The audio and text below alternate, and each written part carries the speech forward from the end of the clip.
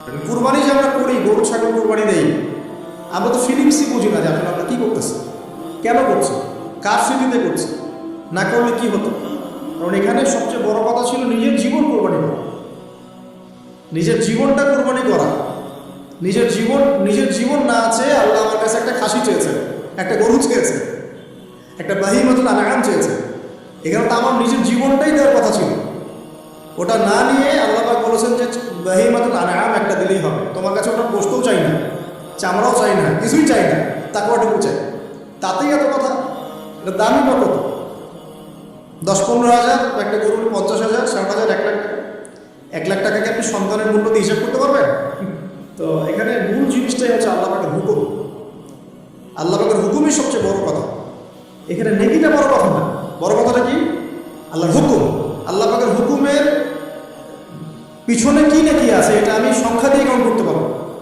আল্লাহ পাক হুকুম দিয়েছেন মানে সেখানে ইনফিনিটিভ নেকি আছে। ওটা 1 লক্ষ, 2 লক্ষ, 5 লক্ষ দিয়ে হিসাব করা যাবে। এখানে কেন কোরবানি করছে? আল্লাহর হুকুম। যুক্তি বিজ্ঞান দর্শন খোঁজার দরকার নেই তখন। তো এবার আল্লাহ রাব্বুল আলামিন কিভাবে বলছেন কোরআনে? আল্লাহ পাক বলছেন, ইব্রাহিম আলাইহিস সালাম বলেন, ইন্নী যাহিবুন ইলা রাব্বি সায়াহদিন, আমি চললাম আমার রবের পথে, তিনি আমাকে পথ দেখাবেন। এই আয়াতটা খুবই মনে শান্তিদায়ক আয়াত। জীবন অনেক কিছু হয়ে যাবে, কিন্তু এই আয়াতটা যদি তেলাওয়াত করতে পারে ভিতরে ভিতরে আল্লাহকে পাবেন।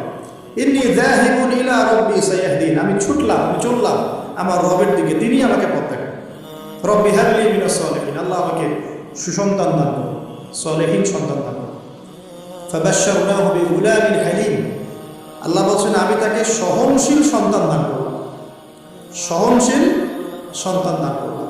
এবার ফালাম্মা বালাগা মাআহু সা'য়া, এবার যখন বাচ্চাটা বাবার সাথে দৌড়াদৌড়ি করা শিখল, মানে এই যে 10, 12, 14 বছর বয়স, এই সময় বাচ্চাগুলো আরও বেশি আকর্ষণীয় হয়। শেষ বয়সের বাচ্চা, এত দোয়া করার পরে একটাই বাচ্চা, একটাই ছেলে, শেষ বয়সে কেবল বড় হচ্ছে, বাবার সাথে মানে দৌড়াদৌড়ি করতে শিখছে, সন্তানের প্রতি বাবার ভালোবাসা আরও গাঢ় হচ্ছে। আল্লাহ পাক তখনই পরীক্ষা নেবেন, যাতে দেখতে চান আল্লাহ পাক আমার ভালোবাসা বেশি না তোমার সন্তানের প্রতি ভালোবাসা বেশি। সন্তানকে পেয়ে আবার আমাকে বলে যাওনি তো? সুবহানাল্লাহ, সুবহানাল্লাহ। এবার ফালাম্মা বালাগা মাআহু সা'য়া, যখন সন্তান ছোটাছুটি করা শুরু করলো, দৌড়াদৌড়ি করতে শিখলো, ক্বালা ইয়া বুনাই, ইব্রাহিম আলাইহিস সালাম বলছেন, হে আমার সন্তান, ইন্নী আরা ফিল মানামি আন্নী আযবাহুকা, আমি আমার স্বপ্নে দেখেছি আমি তোমাকে জবাই করছি। এই কথাটা কিন্তু তিনি গিয়েই তাকে বলেন নাই। তিনি সন্তানকে নিয়ে হাঁটছেন হাঁটছেন হাঁটছেন, কাবাগর থেকে প্রায় 8 কিলোমিটার দূরে চলে গেছে, যেখানে কুরবানি করি মিনা প্রান্ত, 8 কিলোমিটার দূরে চলে গেছে। সেখানে গিয়ে তিনি বলছেন যে বাবা আমি স্বপ্ন দেখেছি আমি তোমাকে জবাই করছি। আগে কিন্তু বলেন নাই যে আমি স্বপ্ন দেখেছি তোমাকে জবাই করছি, চলো আমার সাথে। জেনে ইসমাইল আলাইহিস সালাম জেনে শুনে যাননি ওখানে যে আমাকে ওখানে গিয়ে জবাই করবে আব্বা প্যাটেন্ট মেয়ে। তিনি আগে জানতেন না, ইসমাইলও আগে জানতেন না। যখন তাকে নিয়ে গেছেন ওই স্পটে নিয়ে গেছেন যেখানে জবাই করবেন মনস্থ করেছেন, ওইখানে গিয়ে তিনি বলছেন যে ইন্নী আরা ফিল মানামি আন্নী আযবাহুকা, বাবা আমি স্বপ্ন দেখেছি আমি তোমাকে জবাই করছি। ফানজুর মাযা তারা, তোমার রায় কি আমাকে বলো, তুমি কি ভাবছো? যেমন বাবা, আচ্ছা যেমন বাবা তেমন সন্তান হচ্ছে এখানে বড় কথা হবে, যেমন মা তেমন সন্তান। কারণ মা বলেছিল এক সময় আপনি কোথাও যাচ্ছেন আমাদেরকে ছেড়ে, তাই না? মনে আছে? ও আচ্ছা, আল্লাহ আদেশ করেছেন, তাহলে আল্লাহ আমাদেরকে ধ্বংস করবেন না। ঠিক ওই রকম মায়ের গর্ভ থেকে এই সন্তান যে বলছে যে ইয়া বাতি, হে আমার আব্বা, ইফআল মা তুমার, আপনি করেন, আপনাকে যে আদেশ করেছে আল্লাহ পাক আপনি সেটাই করেন। সাতাজিদুনি ইনশাআল্লাহু মিনাস সাবিরিন, ইনশাআল্লাহ আপনি আমাকে ধৈর্যশীল পাবেন। একটা ছেলে আমাকে দেখেন এই জেনারেশনে, একটা ছেলে যে এইভাবে আল্লাহর জন্য জীবন দেওয়ার জন্য প্রস্তুত আছে। দেওয়ার দরকার নেই জীবন, আল্লাহর জন্য জাস্ট 5 ওয়াক্ত নামাজটা পড়ো, আল্লাহর জন্য 5 ওয়াক্ত নামাজ পড়ো, ফজর সহ, আল্লাহর জন্য রেগুলার তাহাজ্জুদ, জীবন দেওয়া বহুত দূরের কথা। এটা হাইয়েস্ট লেভেল, এটা আমি বলতে চাচ্ছি না। আল্লাহর জন্যে কোরআনটা হিফজ করেছে, একটা পারা হিফজ করেছে, বা অ্যাটলিস্ট আল্লাহর জন্য কোরআন তেলাওয়াত করা শিখেছে, জাস্ট রিসাইট করা শিখেছে। আল্লাহর জন্যে মানে কোনো মাদ্রাসায় বা কোনো ওস্তাদের কাছে বা কোনো কোর্সে 6 মাস, 1 বছর, 2 বছর পড়াশোনা করেছে। আল্লাহর জন্য একটু দাওয়াতি কাজ করেছে, আল্লাহর জন্য একটা বই লিখেছে, আল্লাহর জন্য দিন প্রতিষ্ঠার কিছু চেষ্টা করেছে, মানে আল্লাহর জন্য কিছু করেছে। এই এখনকার যে হিউজ জেনারেশনটা আছে, লাখ লাখ কোটি কোটি ছেলে মেয়ে, এখান থেকে আপনি আমাকে 5% ছেলে মেয়ে দেন, ইনশাল্লাহ দিন কায়েম করে দেবো বাংলাদেশ ইনশাল্লাহ। 5% দেন, খুঁজে বের করে প্রত্যেকটা ঘরে ঘরে একটা এরকম ছেলে আছে যে বলতে পারে ইয়া আবাদি ফাআল মা তুমার সাতাজিদুনি ইনশাআল্লাহ মিনাস সাবিরিন। কি শিক্ষা মা দিয়েছেন ছেলে সন্তানকে, কি শিক্ষা মা দিয়েছেন সন্তানকে, কি শিক্ষা মা দিয়েছেন সন্তানকে। আর এরকম মাই বা কোথায় পাবেন আপনারা, এরকম মাই বা কোথায় পাবেন বাসায় বাসায়। সব স্টার জলসা জি বাংলা মা, হ্যাঁ ঘরে ঘরে এগুলো মা, সব স্টার জলসা মা, জি বাংলা মা, হলিউড বলিউড ঢালিউড সব ভর্তি। এদের তো কি, এদের জীবন নেই পাশবিক, এদের জীবন নেই পাশবিক। এমন মাদেরকে স্ত্রীদেরকে আমরা ঘরে নিয়ে আসতেছি যে স্বামীর হায়াত কমে রেখে দিচ্ছে একেবারে, সারাদিন দুনিয়া দুনিয়া দুনিয়া দুনিয়া। তো এই হাজারের মতো মা ছাড়া কি ইসমাইলের মতো জেনারেশন আসবে কিনা বলেন দেখি? হাজারা আলাইহিস সালামের মতো মা ছাড়া ইসমাইলের মতো জেনারেশন সম্ভব?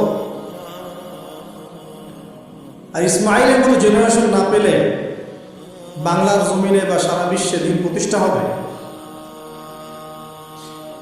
কোনোদিনও সম্ভব। তো ইসমাইল আলাইহিস সালামের এই কথার পরে, এই কথা যখন বাস বাবা তো এখন বুঝে ফেললেন যে আমার ছেলে তো এসে ছিলেন, সে আবার ইনশাআল্লাহ বলেছে, ইনশাআল্লাহ ফালাম্মা আসলামা ওয়া তাল্লাহু লিল জাবিন। আল্লাহ পাক এত চমৎকার করে কোরআনের মধ্যে মানে আয়াতগুলোকে নিয়ে এসেছেন, বালাগাত এত উঁচু, মানে ফালাম্মা আসলামা, যখন তারা দুজনে আত্মসমর্পণ করল। কিসের সামনে আত্মসমর্পণ করলো? আল্লাহর হুকুমের সামনে আত্মসমর্পণ। এটাই ইসলাম। ইসলাম মানে কি? এইটা ইসলাম। আল্লাহর হুকুমের সামনে মাথা মতো করে না ইসলাম। আর আমরা তো প্রত্যেকটা কাজের পিছনে লজিক খুঁজি। নামাজ কেন পড়তাম, রোজা কেন না, যাকাত কেন দিব? তো তোমাকে কেন খুঁজতে কে বলেছে? আল্লাহ বলেছেন তাই করবো, রাসূল বলেছেন তাই করবো। আল্লাহ নিষেধ করেছেন তাই করবো না, রাসূল নিষেধ করেছেন তাই করবো। এত যুক্তি দর্শনের কি দরকার? সত্য আমার মাথায় ধরবে না? এই যে ফালাম্মা আসলামা, এই যে ইসলাম শব্দটা এখানে আছে, ফালাম্মা আসলামা, যখন তারা দুজন ইসলাম কবুল করলো না, যখন তারা দুজন আত্মসমর্পণ করলো, আল্লাহর হুকুমের সামনে মাথা নত করলো, ওয়া তাল্লাহু লিল জাবিন, ডান দিকে উপর করে কাত করে শুয়ে দিল সন্তানকে, জবাই করার সময় যেমন করে সবাই, ব্যাস এই পর্যন্ত ঘটনা। তারপরে আল্লাহ পাক বলছেন ওয়া নাদাইনাহু ইয়া আইয়া ইব্রাহিম, তখন আমরা ইব্রাহিমকে আওয়াজ দিলাম, হে ইব্রাহিম, হে ইব্রাহিম, হে ইব্রাহিম, কদ সাদ্দাকতা রুইয়া, তুমি তোমার স্বপ্নকে সত্যায়ন করেছো, তুমি তোমার স্বপ্নকে সত্যায়ন করেছো। দেখেন এটা স্বপ্ন, এটা কিন্তু জিবরাইল আলাইহিস সালাম এসে সরাসরি ওহী করেন নাই, যে যেমন এসে সরাসরি বলা যে আপনার সন্তানকে কোরবানি করতে হবে। কিন্তু স্বপ্ন এটা আরো বড় পরীক্ষা, কারণ স্বপ্ন শয়তান ওই সময় 3 বার পাথর নিক্ষেপ করেছে না, শয়তান বোঝানোর চেষ্টা করেছে এটা তো স্বপ্ন, ভুল হতে পারে, এটা তো স্বপ্ন, মিথ্যা স্বপ্ন দেখতে পারো। তখন তিনি 3 বার শয়তানকে পাথরও মেরেছে, মনে আছে?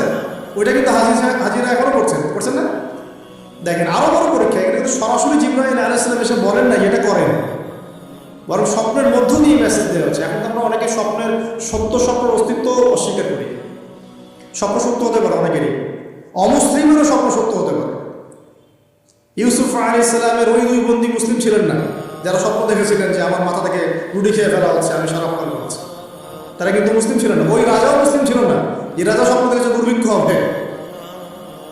তো স্বপ্নের সত্যতা আছে, তবে সেটা সত্য স্বপ্ন একরকম, মিথ্যা অলিক স্বপ্ন আরেক রকম।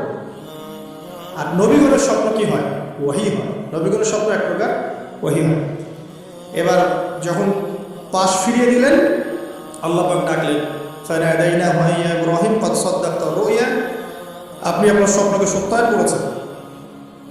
কদ সাদ্দাকতা রুইয়া, এটা ছিল আল্লাহর পক্ষ থেকে একটা বড় পরীক্ষা। ওয়া ফাদাইনাহু বিযিবহিন আযীম, এখানে আসে ওয়া ফাদাইনাহু বিযিবহিন আযীম।